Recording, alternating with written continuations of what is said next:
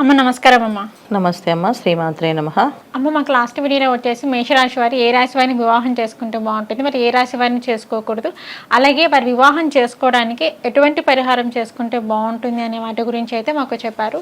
అలాగే ఏంటంటే వృషభ రాశి వారు, మరి వృషభ రాశి వారు కూడా వచ్చేసి మరి వీరు ఎవరిని వివాహం చేసుకోవాలి అంటారు, మరి ఎవరిని వివాహం చేసుకోకూడదు అంటారు? తప్పకుండా నా వృషభ రాశి అంటేనే ఏంటంటే ఒక అందమైన రాశి. వాళ్ళ మనసు అంటే అందులో ఉన్న మనుషులు మనస్తత్వాలు చాలా సున్నితంగా ఎమోషనల్తో కూడిన మనస్తత్వం ఉన్నవాళ్ళు వీళ్ళు. సో ఏ విషయమైనా సరే వాళ్ళకి ఒక ఎమోషన్ తోటి ఒక ప్రేమతోటి ఏ విషయం చెప్పినా చేయగలిగే సత్తా ఉన్నవాడు వీళ్ళు.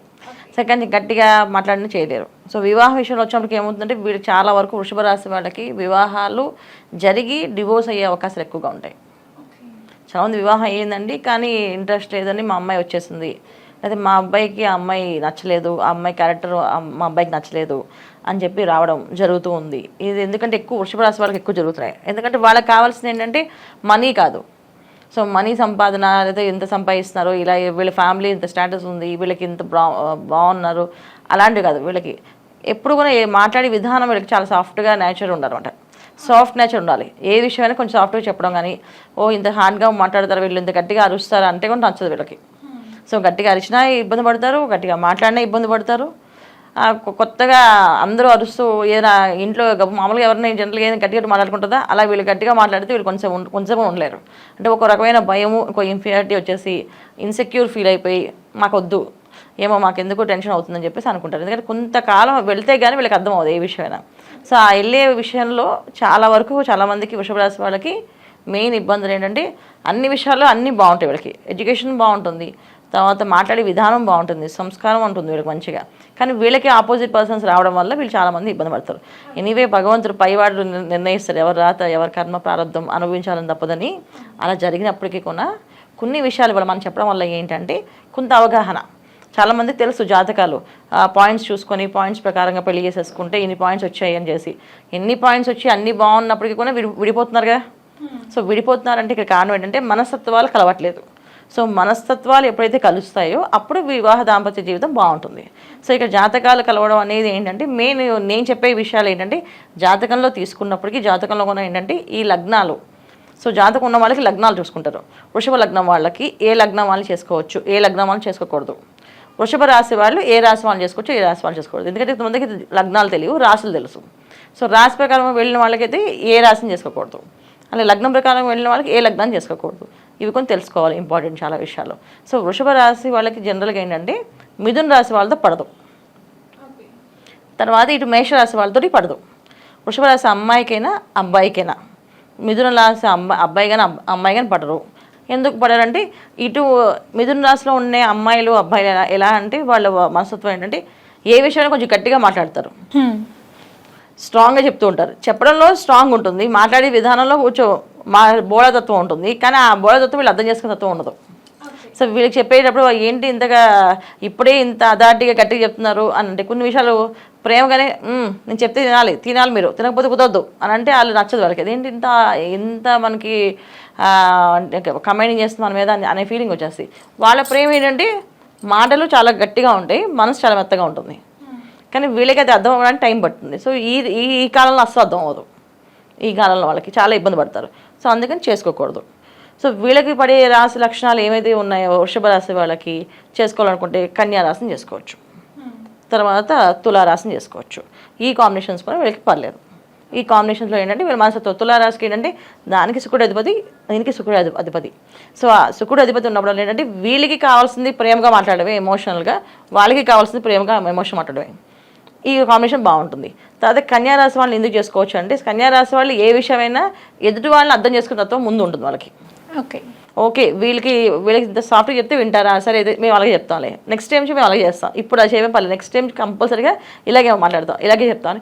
ప్రతిదీ వాళ్ళు మార్చుకోవడానికి వాళ్ళు సిద్ధంగా ఉంటారు కనుక వాళ్ళు చేసుకోవచ్చు. అదే మిగతా రాశులు అన్నీ కూడా ఏంటంటే చేసుకోవడం అనేది లగ్నాలు జాతకాలు తెలిస్తే ఖచ్చితంగా జాతకాన్ని చూపించి మ్యాచింగ్ చూసుకోవాలి కంపల్సరీగా. ఎందుకంటే మనస్తత్వాలు ఎలాంటివి, క్యారెక్టర్స్ ఎటువంటివి అని చెప్పేసి. ఇప్పుడు వృషభ రాశిలో అమ్మాయిలకి క్యారెక్టర్ చాలా ఇంపార్టెంట్ వాళ్ళకి. సో అబ్బాయి కొంచెం తేడాగా మాట్లాడినా, అబ్బాయి క్యారెక్టర్ బాగాలేకపోయినా వీళ్ళు ఒక్క నిమిషం ఉండలేరు, వదిలేస్తూ అంటారు. కొన్ని వదిలేసి వీళ్ళు వివాహం చేసుకుంటారు అంటే చేసుకోరు, వీళ్ళు అలా ఉండిపోతారు ఒంటరిగా. సో అందుకని చాలా పర్టికులర్గా వీళ్ళు ఖచ్చితంగా చూసుకొని చేసుకోవడం వల్ల వీళ్ళకి అన్ని విషయాల్లో మార్గాలు దొరుకుతాయి, మంచి మార్గాలు. చూడకుండా చేసుకుంటే మోసపోయే అవకాశం ఉంటుంది, ఇబ్బంది పడే అవకాశం ఉంటుంది. చాలామంది అమ్మాయిలు అడ్జస్ట్ అయ్యి ఇక భరిస్తూ ఉంటారు. ఆ విషయంలో కూడా వృషభ రాశి వాళ్ళే. సో వృషభం అంటే ఏంటి, మనకి ఎద్దు. సో అంటే ఏంటి, చాకరీ మిగులుతుంది, గుర్తింపు ఉండదు. అందుకని ఖచ్చితంగా చూసుకోవాలి, మనం చూసుకొని పెళ్లి చేసుకోవాలి.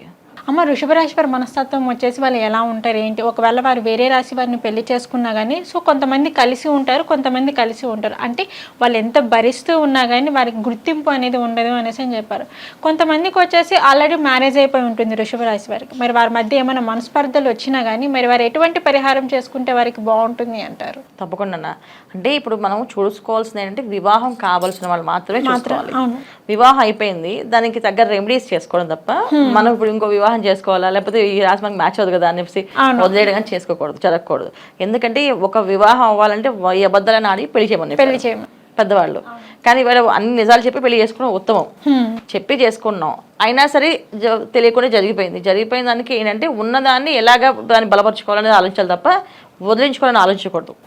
సో బలపరుచుకోవాలంటే ఒకవేళ వృషభ రాశి అబ్బాయి అయినా అమ్మాయి అయినా, సో అవతల వాళ్ళు మనస్తత్వం వీళ్ళు కలవడానికి ఏం చేస్తే వాళ్ళు కలుస్తారు అనేది వీళ్ళు కొంచెం మనసు పెట్టి ఆలోచిస్తే ఖచ్చితంగా కలుస్తుంది, అర్థమవుతుంది. రెండోది ఏంటంటే వీళ్ళిద్దరి మధ్యన మనస్పర్ధలు ఉంటే ఖచ్చితంగా వీళ్ళు దుర్గాదేవి ఆరాధన, దుర్గా అమ్మవారి ఆరాధన. ఎందుకంటే సర్వమంగళాదేవి, ఆవిడని ఆరాధిస్తే అన్నీ ఆవిడ సెట్ చేస్తుంది భార్య. అందుకే మన పెళ్లికి వివాహాన్ని ముందు గౌరీ పూజ చేస్తాం ఖచ్చితంగా. సో గౌరీ పూజ ఎందుకు చేస్తాం, ఖచ్చితంగా ఇలాంటి విషయాల్లో ఏదైనా వివాహ విషయాల్లో ఎప్పుడైనా వివాహం అయిన తర్వాత భార్య భర్త మధ్య ఏదైనా గొడవలు వచ్చినా ఇబ్బందులు వచ్చినా అంతా ఆవిడని చూసుకొని చెప్పి ఇక నువ్వే నా కూతురికి తల్లి తండ్రి అమ్మ అని చెప్పి ఆ అమ్మాయితో పెళ్లి కూతురుతో గౌరీ పూజ చేపిస్తారు. సో అందుకని సర్వమంగళాదేవిని ఆవిడని పూజిస్తే ఖచ్చితంగా వీళ్ళ భార్య భర్త మధ్య ఏవైనా ఇబ్బందులు ఉంటే సరి చేసుకోవడానికి అవకాశం దొరుకుతుంది. ఇది మెయిన్ ఇంపార్టెంట్ అన్న. ఓకే అమ్మ, భార్య భర్తల మధ్య మనస్పర్ధలు వస్తే వృషభ రాశి వ్యక్తులు వచ్చేసి మరి వారు ఎటువంటి పరిహారం చేసుకుంటే వారికి బాగుంటుంది అనే దాని గురించి అయితే చెప్పారు. అలాగే ఈ వృషభ రాశి వారికి వచ్చేసి మరి ఆరోగ్యం పట్ల మరి వీరికి ఎలా ఉంటుంది అంటారు? వీళ్ళకి కొంచెం ఆరోగ్యం చిన్నప్పటి నుంచి కొంతమందికి బాగుంటుందన్న. వృషభ రాశి వాళ్ళకి కొంతమందికి చిన్నప్పుడు కొంచెం చంద్రుడు సరిగా లేకపోయినా, చంద్రుడు వీక్ ఉన్న వీళ్ళ జాతకంలో, అంటే చంద్రబలం తక్కువ ఉన్నా, గురుబలం తక్కువ ఉన్నా, కొంతమంది మాటలు సరి కదా, కొంతమంది కొంచెం స్పీడ్ వస్తుంది మాట, కొంతమందికి నెత్తి వస్తుంది, కొంతమంది ఏది మాట్లాడినా కానీ స్పష్టత ఉండదు, ఇంకొంతమందికి ఏంటంటే ఏది ఆలోచించినా మర్చిపోతూ ఉంటారు. కొంతమంది చేతిలో డబ్బులు వేసిన నీళ్ళు, అంటే డబ్బులు అసలు ఆగవు, డబ్బులు నీళ్ళగా చేయడానికి ఖర్చిపోతుంటాయి. ఇలాంటి ఇబ్బందులు ఈ వృషభ రాశి వారికి ఎక్కువగా ఉన్నాయి. సో వీళ్ళు తీసుకోవాల్సిన జాగ్రత్తలు, ప్రికాషన్స్ ఏంటంటే మెయిన్ ఇంట్లో ఏ పని చేసినా డబ్బులు ఎక్కువ నీళ్ళగా ఖర్చు అవుతాయి అంటే ఆ డబ్బులు అదుపు చేసే వాళ్ళకి అప్పచెప్పడమే. సో వీళ్ళకి ఒక ఎక్కువ ఖర్చు అవుతుంది, భర్త చేతిలో పడ్డం, అయితే భార్య చేతిలో పడ్డం, ఇది చేయాలి వీళ్ళు కంపల్సరీగా. సో చిన్నప్పటి నుంచి ఈ ప్రాబ్లమ్ సమస్యలు ఉన్నాయి కనుక వీళ్ళు ఆహార విషయాల్లో చాలా జాగ్రత్తగా, బయట ఆహారం తీసుకోకుండా ఇంట్లో ఆహారం ఎప్పుడు తీసుకోవడం వల్ల వీళ్ళకి ఆరోగ్య సమస్యలు రాకుండా ఉంటాయి. అది వీళ్ళు చేయాల్సిన జాగ్రత్త పరిహారాలు. ఓకే అమ్మ, వృషభ రాశి వారు వచ్చేసి ఏ రాశి వారిని వివాహం చేసుకుంటే వీరికి బాగుంటుంది, మరి ఏ రాశి వారిని చేసుకోకూడదు అనే అంశం గురించి అయితే చెప్పారు. అలాగే పెళ్ళైపోయి ఉన్నవాళ్ళు, వృషభ రాశి వ్యక్తులు ఎవరైతే ఉన్నారో వాళ్ళు ఆల్రెడీ మ్యారేజ్ చేసుకున్న వాళ్ళు, సో వారి మధ్య ఎటువంటి మనస్పర్ధలు వచ్చినా కానీ మరి దానికి ఎటువంటి పరిహారం చేసుకోవాలి అనే అంశం గురించి కూడా తెలియజేశారు. ధన్యవాదాలు. నమస్తే అమ్మ. శ్రీమాత్రే నమః.